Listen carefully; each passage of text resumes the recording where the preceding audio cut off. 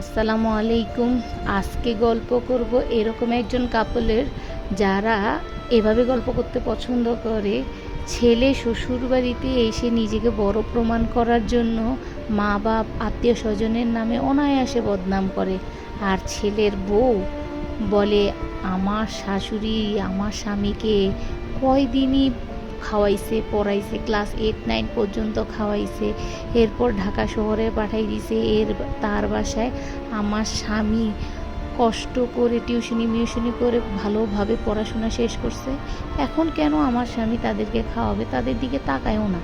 যেখানে আমাকে 10 কদম একা ছাড়তে চায় না, সেখানে ভাঙ্গা পা নিয়ে মাকে গ্রামে পাঠাই দিছে। আমি বললাম, তোমার আত্মীয় স্বজনরা কিছু বলে না? সে আমাকে বলল, আমার স্বামীর সামনে আত্মীয় স্বজনরা আমার নাম নিতে থরথর করে কাঁপে। যেখানে আমার যাকে আমার শ্বশুর শাশুড়ি চুলার এই পাশ দিয়ে ঢুকায় ও পাশ দিয়ে বাইর করে, সেখানে আমার সামনে দাঁড়ায় কথা বলা তো দূরের কথা, পিছনে কথা বলতেও হাজারবার ভাবে।